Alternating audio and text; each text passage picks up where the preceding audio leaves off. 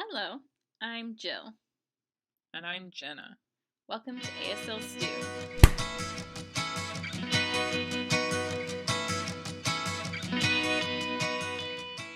Hello. Hopefully everybody's having a good day so far. Today, finally, we're doing a new Q&A. I know we asked you guys questions a while back, and it's taken some time, but we're finally found the perfect time to go ahead and do it now. So we're going to answer some of your questions. Yeah, we'll try to answer as many as possible, as many as we can. Some we have to do research on, and we'll let you know those later. Okay, the person's name is Leslie, and she's asking Jill, how can I qualify to work VRS? Okay, so when working VRS, there's no specific qualifications you must have. Some companies do require you to be certified, some may not. I'm not 100% sure of other companies. But what you do have to do is take like not a test, but like a screening for that. And if you pass the screening, then you can work VRS. I would say in general, you should probably have graduated from an ITP unless you already have a lot of experience before entering the ITP. And also, it'd be good to have a lot of diverse knowledge before you get into VRS. But I would say, generally, if you can handle diverse topics and people and you pass the screening, then you qualify. Okay, this is from Caitlin. And they said, my son is 5 and is missing the bone structure in his middle ear. His first language is ASL. And when people ask, I say he's hard of hearing. Recently, his teacher told me to never use the words hard of hearing, especially not hearing impaired, because that's considered him having a disability. She said, as a mother, I don't see him as disabled at all. And she said, the teacher said, call him deaf. That's it. So I was wondering, do I have to call him, and does he have to say that he's just deaf? He still has some hearing, and I thought the word deaf was exclusively for people who don't hear at all. Not trying to be offensive, but I don't know. So maybe you can answer a few questions, or answer is hard of hearing and hearing impaired, are those offensive? And do you have to call yourself deaf, or what does deaf and hard of hearing mean? Okay, it's kind of a layered question, so I have a few different answers. First, hearing impaired, yes, that is considered offensive, just because it implies that you're broken, that there's something wrong and you need to fix it, which that's not the point. So, but deaf, hard of hearing, really, it's kind of up to you and or your child how they develop their identity. The only difference between deaf and hard of hearing is deaf tends to emphasize that you're deaf. It doesn't necessarily fully mean you have no hearing. Like for myself, I'm deaf and I can still hear some, and I call myself deaf. Hard of hearing tends to be more of a mild hearing loss. Typically, it means you can talk. Some people can, use the phone. There's some loss, but it's not profound. But again, there's kind of some overlap in that area. So really it's kind of up to you, or as the individual, how do you label yourself? Do I think I'm deaf? Do I think I'm hard of hearing? And there's also lowercase and capital D, deaf. So lowercase is just a hearing loss. Capital D is a cultural connotation that you use ASL. So what I would recommend is don't worry about it right now. Just let your child develop. And when he feels comfortable, ask him. You can explain exactly what everything means to him, and then see how he feels and which he feels matches him. And then go ahead and use that. Yeah, but hard of hearing is not an offensive word. I mean, I know many people who call themselves hard of hearing, and it's fine. It's not offensive at all. No, it's just hearing impaired. That's the offensive one. Okay, the next one is from Terry, and they asked, what is the best way to practice signing by yourself if you don't have someone to practice with? Just repetition, really. Just keep signing. Watch different videos of different deaf people signing and try and see how do they sign. And then kind of look at your own signing and see does it match that. It doesn't have to be 100%. That's a stylistic issue. But in concept, are you kind of matching how they sign? You can look at English sentences and try and translate them. How would I sign that? Really it's just using the sign language over and over and over, and that'll help you pick it up. And also, if you want more in depth, we made a whole video about that, all about that topic. So I will leave a link down below, and also I will put it in the cards. I think is up there or over there. Somewhere up there. I think it's over there. Is it over there? Over there. Right? Right over here, I think. Not right there. But we'll have that video for you, or the whole video, specifically the whole one about that. Okay, the next person is from Instagram, and it is from 11 Gracie 112. They said, "How long have you been an interpreter?" I have been a professional interpreter since January of 2008. That's what I remember. So almost 9 years. Yeah, pretty much 9 years, almost 10 years. Woo! I'm old. Yes, I'm very old. Yeah, you have a lot of white hair. No, I don't. She does, though. Mm-hmm. I can see it right now. Okay. The next one is from It's Chris. And they say, what is your position on hearing people getting involved in deaf culture and learning sign language? I would say, in general, really it's just important that you're respectful.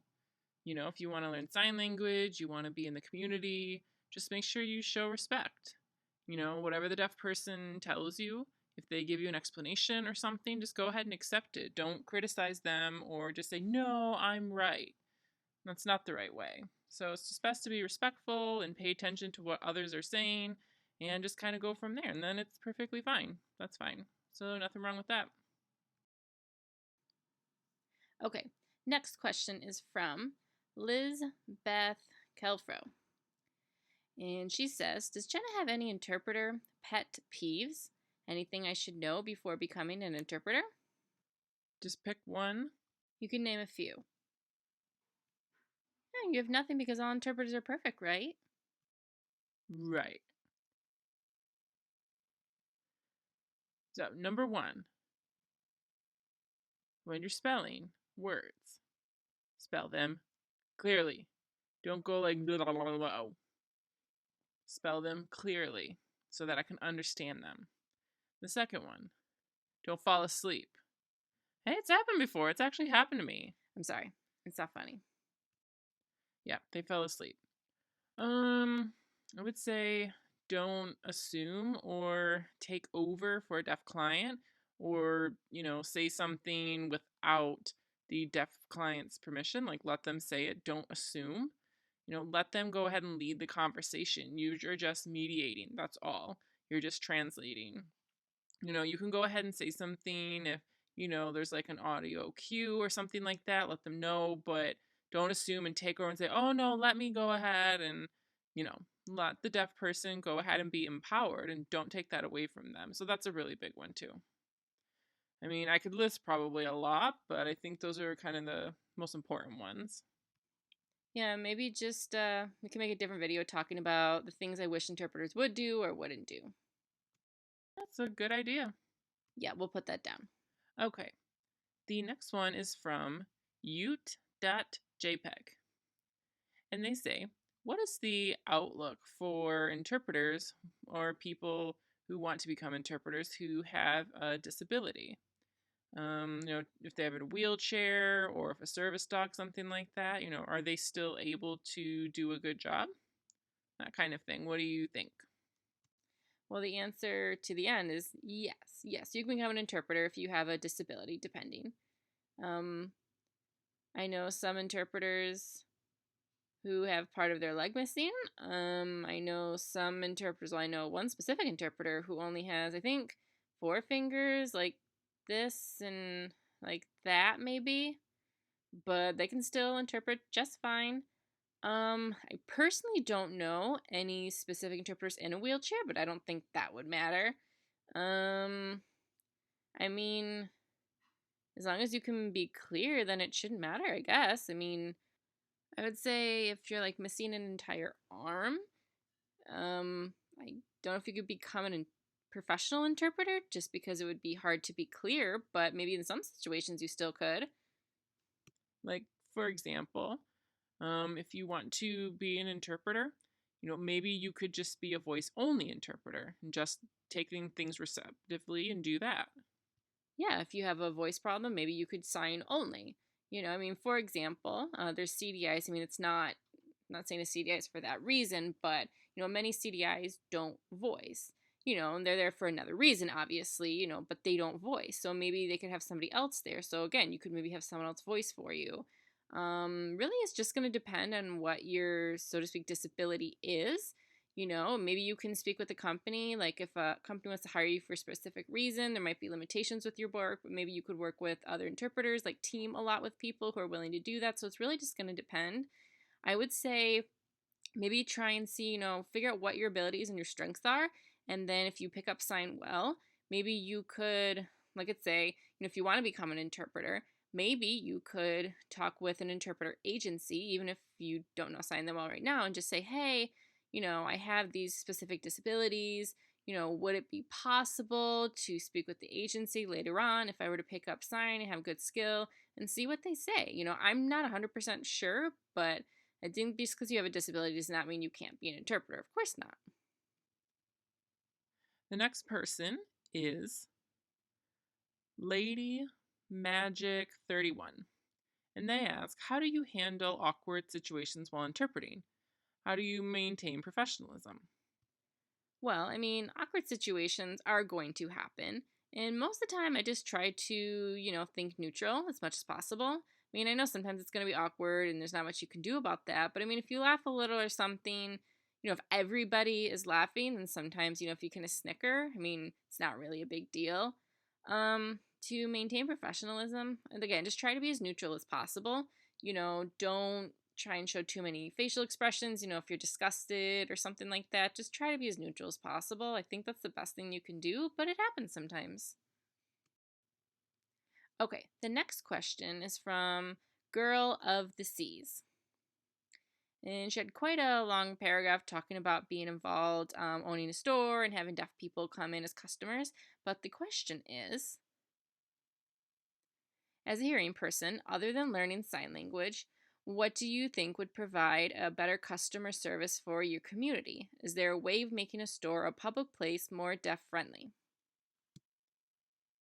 Well, I think the best thing you can do for accessibility is if you have any sort of video or TVs, make sure you have the captions on. You know, that way people can see and they can understand what's going on. If that's impossible, maybe if you have your own video that does not have captions or something like that, have some sort of text or like a flyer or some sort of summary, like a transcript or something talking, to make it equal for deaf people so they can read it or something like that. That would be really great.